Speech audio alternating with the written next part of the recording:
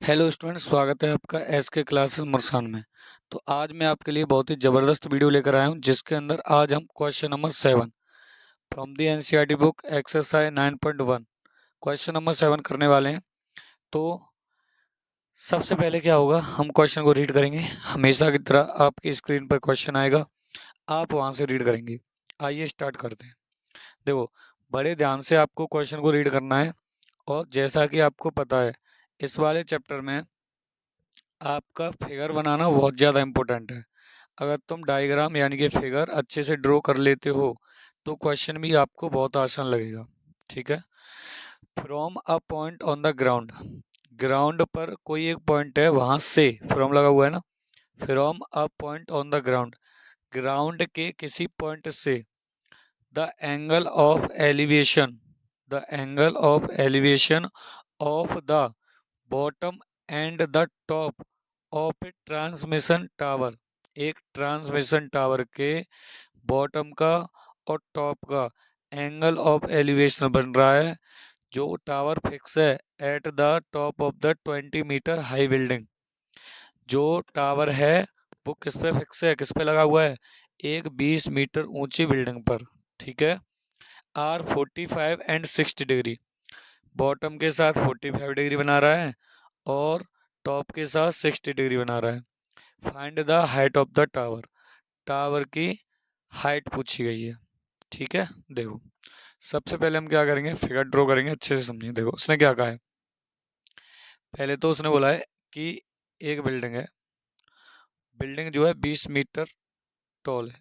Building की height क्या है, 20 मीटर है। इस बिल्डिंग के ऊपर यहाँ मान लो ये एक टावर लगाया हुआ है। ठीक है, मैं थोड़ा सा अलग दिखा रहा हूँ टावर को, आप जज कर पाए। यहाँ एक टावर लगाया गया है, 20 मीटर हाई बिल्डिंग पर एक टावर लगाया गया है। और देखो ये बिल्डिंग है, तो बिल्डिंग का ये क्या फुट है, यहाँ बिल्डिंग लगी हुई और ये ग्राउंड होता है नीचे। ठीक है।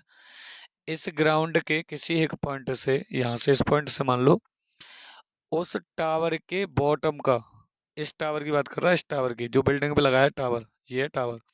इस टावर के बॉटम का जो एंगल ऑफ एलिवेशन है वो कितना है, वो तो है 45 degree.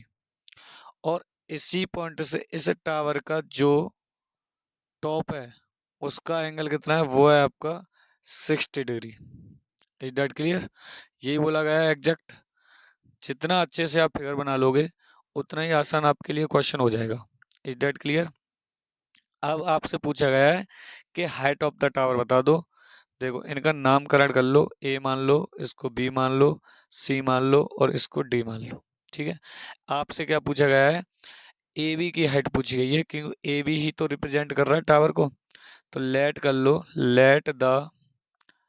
Height let the height of tower B H. इस टावर की हाइट हमने एच मान ली। Is that clear.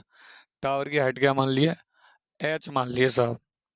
और इसका बेस क्या मानोगे, एंड बेस। और मान लो बेस क्या मानोगे, बेस मान लिया हमने, मान लो एक्स, बेस मान लिया है एक्स। ठीक है, बेस क्या है, एक्स है इसका बेस, यानी कि ये जो ग्राउंड फ्लोर है इसकी डिस्टेंस एक्स है। अब एक बात बताओ, ये तो आपको भी पता है कि हमें परपेंडिकुलर और बेस में कोई रिलेशन निकालना होता है तो हम टेन का यूज करते हैं। ठीक है। तो पहले लगाएंगे हम 1045, फिर लगाएंगे 1060।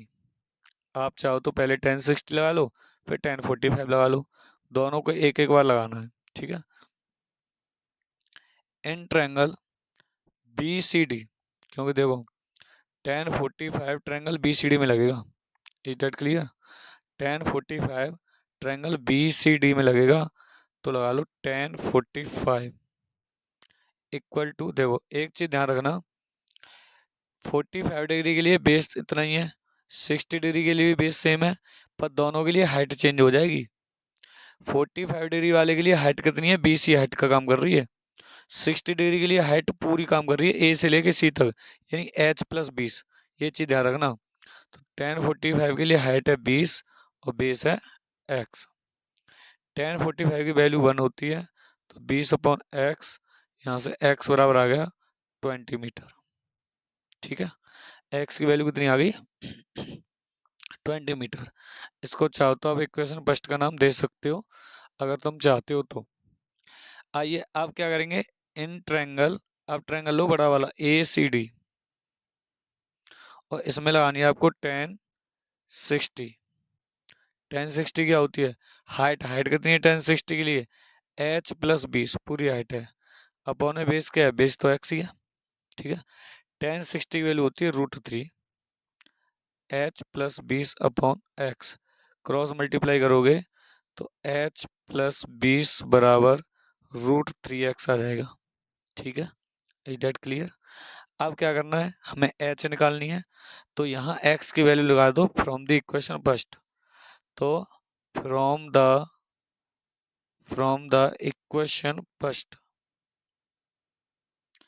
इक्वेशन फर्स्ट से यहाँ पर x की वैल्यू लगा दो, तो h plus 20 equal to √3 into X की वैल्यू क्या है 20। अगर मैं h निकालूंगा तो 20 उधर चली जाएगी, 20 मल्टीप्लाई √3, 20 √3 माइनस के 20। Is that clear. अब h निकालनी है, देखो मैं और क्या कर सकता हूँ, 20 कॉमन ले सकता हूँ, तो √3 माइनस 1, ठीक है। इतनी मीटर हाइट आ जाएगी किसकी, ये हाइट हो गई किसकी, टावर की साहब। किसकी हाइट हो गई, टावर की हाइट हो गई। ऐसी उम्मीद और आशा मैं आपसे करता हूँ कि आपको ये क्वेश्चन बिल्कुल क्लियरिटी, क्रिस्टल क्लियर समझ में आ गया होगा। अगर वीडियो पसंद आई है तो वीडियो को लाइक करें, अपने दोस्तों के साथ शेयर जरूर करें, क्योंकि वीडियो बनाने में बहुत मेहनत लगती है, ठीक है। मिलते हैं नेक्स्ट वीडियो में।